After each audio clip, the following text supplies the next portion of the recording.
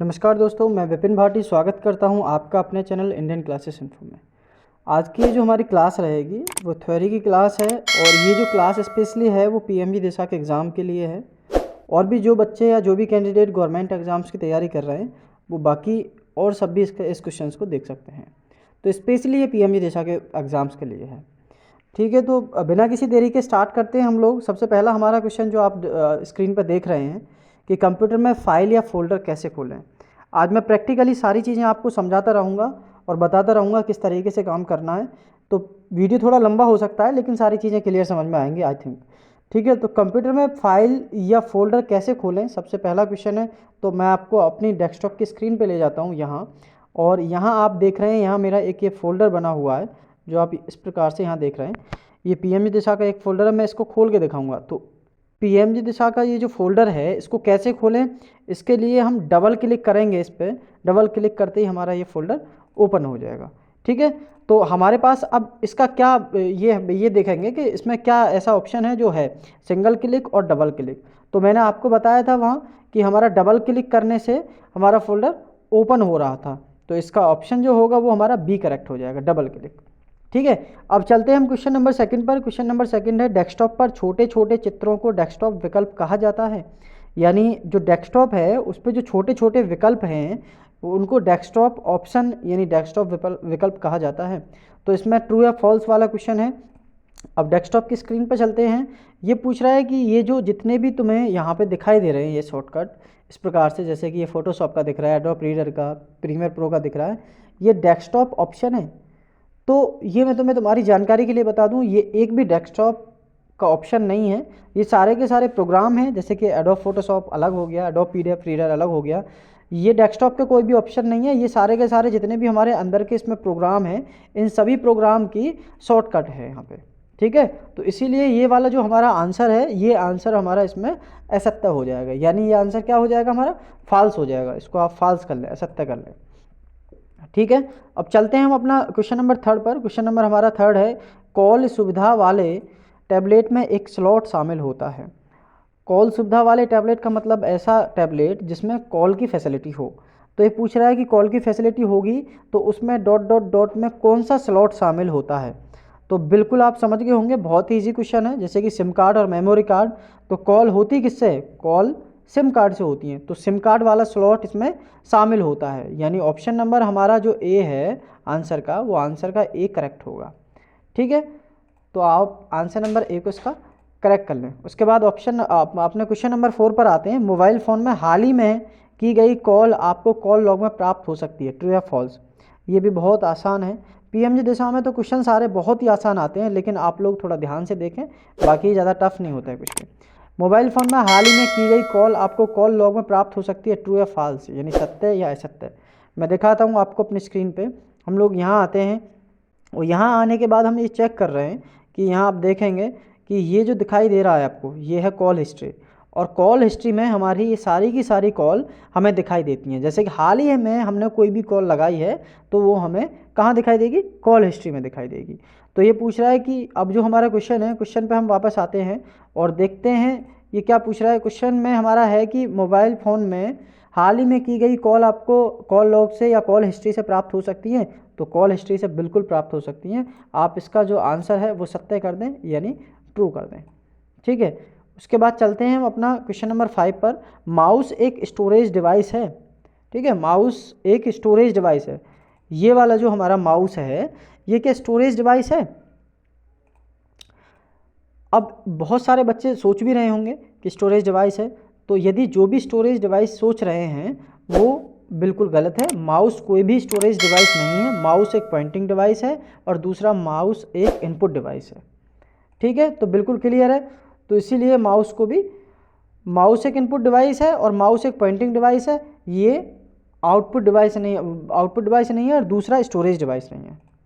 ठीक है, चलते हैं हम अपना क्वेश्चन नंबर नेक्स्ट। कंप्यूटर में न्यूमेरिकल कार्य करने के लिए कौन सी कुंजी का उपयोग होता है। यानी न्यूमेरिकल कार्य जो करते हैं वो कौन सी कुंजी का उपयोग करते हैं। देखिए डेस्कटॉप की स्क्रीन पर वापस हम कीबोर्ड की थोड़ी सी सहायता से मैं बता दूं कि ये कीबोर्ड जैसा कि आपको स्क्रीन पर दिखाई दे रहा होगा, इसमें सारी की पहले भी मैंने एक वीडियो में समझा दी है, मैं दोबारा से फिर समझाने की कोशिश कर रहा हूं कि जितनी भी ये की हैं, मैं थोड़ा सा फिर दोबारा से बताने की कोशिश करूँगा कि ये वाली जो की आप देख रहे हैं ए से जेड तक की, ये सारी की सारी अल्फ़ाबेटिकल कीज़ हैं। और ये जो आप देख रहे हैं F1 से और F12 तक, ये सारी की सारी हमारी फंक्शनल की हैं। ठीक है, ये वाली जो देख रहे हैं ये डायरेक्शन की हैं, डायरेक्शन जो अलग अलग डायरेक्शन में मूव करती हैं। ठीक है, ये स्पेस बार की है, ये कंट्रोल की है, ये शिफ्ट की है, ये कैप लॉक की है, अलग अलग प्रकार की हैं। एल्ट की हमारे इसमें डबल होती हैं, एक यहाँ एक यहाँ। कंट्रोल की भी डबल होती हैं, एक वहाँ और एक यहाँ। अब बात आती है कि ये की कौन सी हैं। ये की बेटा सारी की सारी ये वाली की न्यूमेरिकल की हैं। ठीक है, ये सब की सब न्यूमेरिकल की हैं, जिसमें हम अपना नंबरिंग का कोई भी वर्क कर सकते हैं। नंबरिंग मीन्स आप समझ रहे हैं ना, जैसे हमें लिखना है यहाँ पे, जैसे कि हमें लिखना है 1998।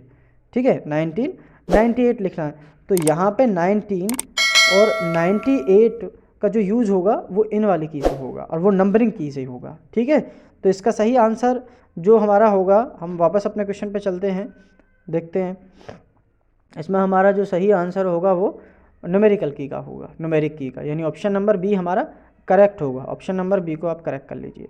पीएमई दिशा में बहुत सारे ऐसे क्वेश्चन आपको इजी मिलेंगे, बस आपकी समझने की देरी है। ठीक है, अब क्वेश्चन नंबर हम 7 पर चलते हैं। 7 का क्वेश्चन है कि कंप्यूटर, मोबाइल फ़ोन और टैबलेट दो मुख्य घटकों से, सॉफ्टवेयर और हार्डवेयर से मिलकर बने हैं। तो देखो, अब ये देखते हैं कि जैसे कि हमारा मोबाइल फ़ोन या कंप्यूटर या टैबलेट या कुछ भी ऐसी चीज़ जो ऑपरेट अपने आप में करते हो, तो पूछ रहा है कि वो सॉफ्टवेयर और हार्डवेयर से मिलकर बने हैं, ट्रू या फॉल्स। तो इसका आंसर बेटा बिल्कुल ट्रू हो जाएगा, क्योंकि सत्य है सॉफ्टवेयर के बिना भी कंप्यूटर या लैपटॉप काम नहीं कर सकता, या मोबाइल काम नहीं कर सकता, और हार्डवेयर के बिना भी काम नहीं कर सकता। दोनों के कॉम्बिनेशन से मिलकर ही बना है ये सिस्टम। तो आप ऑप्शन नंबर ए को करेक्ट कर लें, सत्य है बिल्कुल। ठीक है, चलते हैं हम अपने नेक्स्ट क्वेश्चन नंबर 8 पर। थोड़ी सी फास्टली चल रहा हूँ, आप समझते रहें। कोई भी दो आउटपुट डिवाइस के नाम बताओ। तो कोई भी दो आउटपुट डिवाइस, मैंने आंसर ही लिख दिया है इसमें, मॉनिटर और प्रिंटर, दोनों के दोनों क्या हैं, आउटपुट डिवाइस हैं। अब मैं आपको स्क्रीन पर लेके जाता हूँ, तो यहाँ देख लें, ये क्या है, ये तो हमारा प्रिंटर है, और ये क्या है, ये हमारा मॉनिटर है। तो दोनों के दोनों क्या हैं, आउटपुट डिवाइस हैं। दोनों से ही हमें आउटपुट प्राप्त होता है। वो डिस्प्ले से भी आउटपुट प्राप्त होता है, और ये जो देख रहे हैं आप पेज, ये फाइनली प्रिंट जो होता है वो भी हमें आउटपुट ही प्राप्त होता है। ठीक है, तो दोनों की दोनों चीज़ें आपको मॉनिटर प्रिंटर का सिस्टम समझ में आ गया होगा, ये क्लियर रखें। उसके बाद हम चलते हैं अपना नेक्स्ट क्वेश्चन कि एक फोल्डर में दूसरे फोल्डर को ऐड करने की विधि क्या कहलाती है।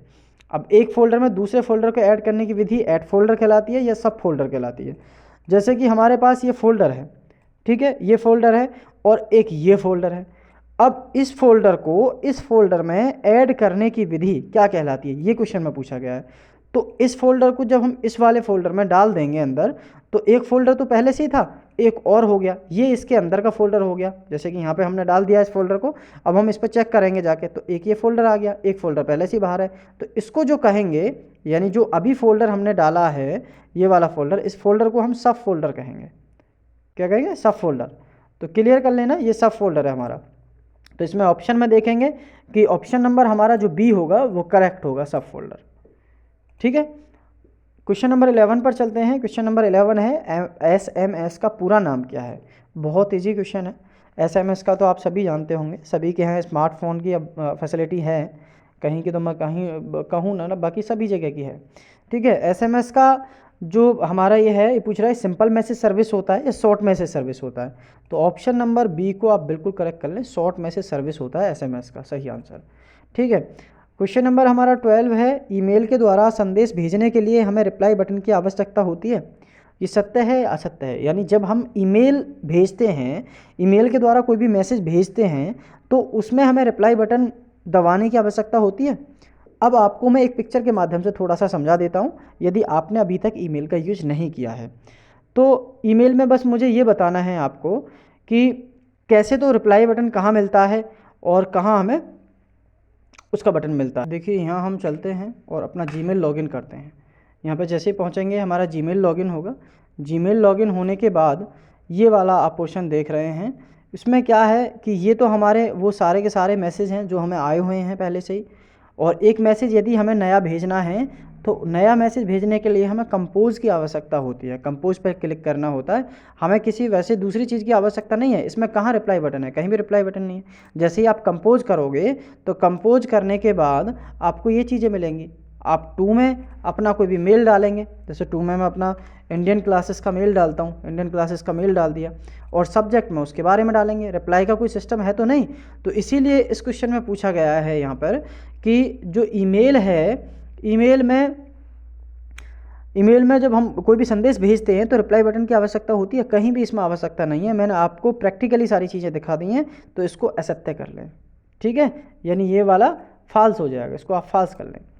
उसके बाद हम चलते हैं नेक्स्ट क्वेश्चन पर। नेक्स्ट क्वेश्चन है हमारा, कृषि से संबंधित सूचनाओं देने के लिए URL यानी एक वेबसाइट क्या है जो कृषि से संबंधित देती है।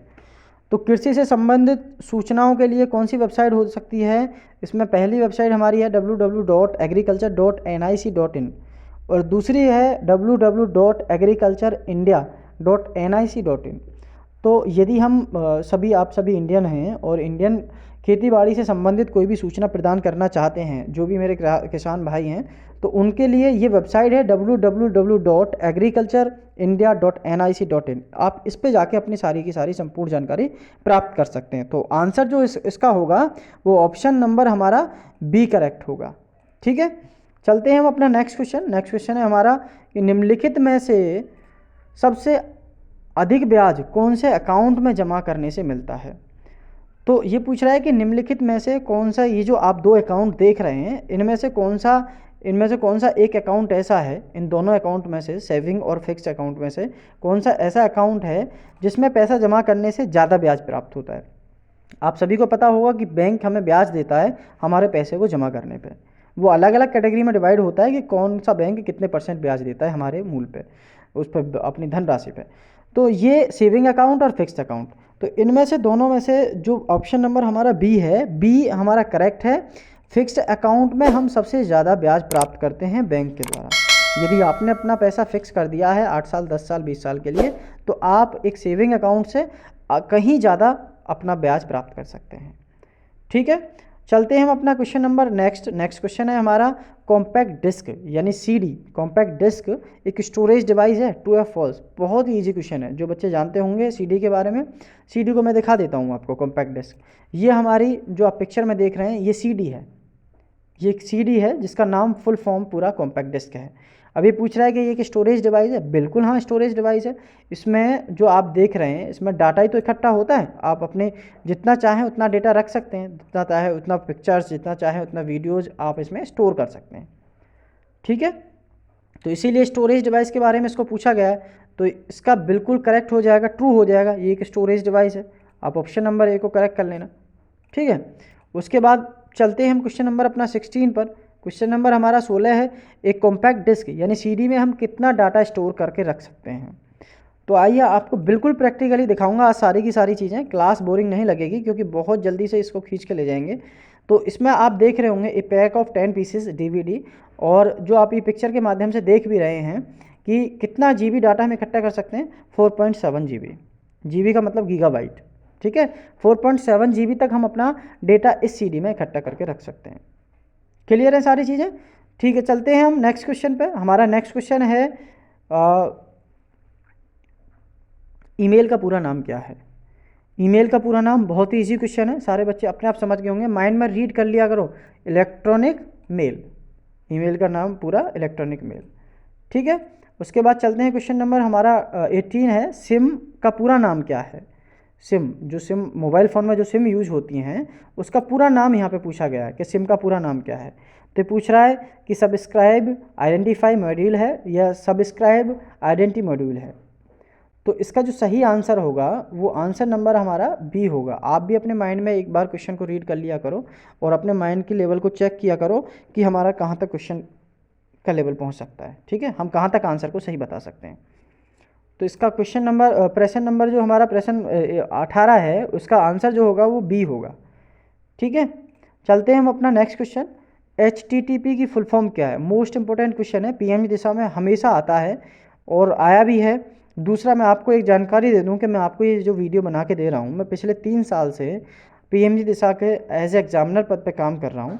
तो ये मुझे सारे क्वेश्चन पहले से ही रीड हैं, इसीलिए मैं आपको ये क्वेश्चन की वीडियो दे रहा हूँ, ताकि जो बच्चे पीएमजी दिशा के एग्ज़ाम की तैयारी कर रहे हैं या किसी भी गवर्नमेंट एग्ज़ाम की तैयारी कर रहे हैं तो उनको इस वीडियो से हेल्प हो सके।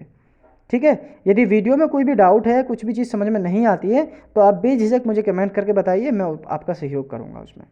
ठीक है, तो HTTP की फुल फॉर्म पूछा है। HTTP की क्या फुल फॉर्म है? हाइपर टेक्स्ट ट्रांसफ़र पावर है या हाइपर टेक्स्ट ट्रांसफ़र प्रोटोकॉल है? ये तो मोस्ट इंपॉर्टेंट क्वेश्चन है। आप लोग यदि सरकारी किसी भी एग्ज़ाम की तैयारी कर रहे हैं तो अभी आप इसको तैयार कर लेना। हाइपर टेक्स्ट ट्रांसफ़र प्रोटोकॉल है। ठीक है, उसके बाद हम चलते हैं, अपना क्वेश्चन नंबर हमारा 20 है, क्या आप ईमेल के द्वारा एक पिक्चर, डॉक्यूमेंट और वीडियो सेंड कर सकते हैं? ईमेल का मैंने अभी आपको सिस्टम समझाया था और वापस दोबारा से जाता हूँ कि देखिए आप ईमेल के द्वारा कुछ भी भेज सकते हैं। यहाँ ऑप्शन मिलेगा इंसर्ट फ़ोटोज़ का, ठीक है, इंसर्ट वीडियोज़ का, सारी चीज़ें मिलेंगी। आप जो चाहें वो बहुत ही आसानी से आप इस पर भेज सकते हैं। ठीक है, तो ईमेल का भी आपको क्लियर है बिल्कुल। ये क्या हो गया हमारा? ट्रू हो जाएगा, ट्रू हो जाएगा ये आंसर। इसको आप सत्य कर लें। ठीक है, और सत्य करने के बाद अब लास्ट का क्वेश्चन रहेगा हमारा। लास्ट के क्वेश्चन से पहले मैं आपको सभी को बताना चाहता हूँ कि यदि अभी तक आपने हमारे इस वाले चैनल को सब्सक्राइब नहीं किया है तो आप इस चैनल को ध्यान से आप सब्सक्राइब कर लें, ताकि आगे आने वाली प्रत्येक अपडेटिंग वीडियो आपको मिलती रहें। ठीक है, तो चलते हैं हम अपने उसी लास्ट वाले क्वेश्चन पे। हमारा लास्ट का क्वेश्चन जो है वो है संसार का सबसे प्रसिद्ध सर्च इंजन कौन सा है? ये तो बहुत ही मोस्ट इंपॉर्टेंट क्वेश्चन है और बहुत ईजी क्वेश्चन है। संसार का सबसे प्रसिद्ध जो हमारा सर्च इंजन है वो बच्चा आज की डेट में जानता है, वो क्या है? गूगल है। ठीक है, सब जानते हैं, भाई साहब शायद नहीं जानते हैं, कंफ्यूज हैं, लेकिन हम सभी जानते हैं कि हमारा जो प्रसिद्ध सर्च इंजन है वो गूगल है। ठीक है, तो क्लियर है, बाकी सारी चीज़ें आपको समझ में आई हैं। और यदि कोई भी ऐसी चीज़ है या कोई भी ऐसा क्वेश्चन है जो आपको समझ में नहीं आया हो तो आप प्लीज़ मुझे बताइए। जो भी बच्चे या जो भी कैंडिडेट सरकारी एग्ज़ाम्स की तैयारी कर रहे हैं, जो भी पीएमजी दिशा के लिए स्पेशली तैयारी कर रहे हैं, वो इन 20 से 21 क्वेश्चंस को आप बिल्कुल ध्यान में रख लें। और इनमें से ज़्यादा भी ना तो कम से भी कम 18 से 19 क्वेश्चन 101% आएंगे, 101% आएंगे। ठीक है, तो मिलते हैं किसी दूसरी वीडियो के साथ, तब तक के लिए जय हिंद, जय भारत।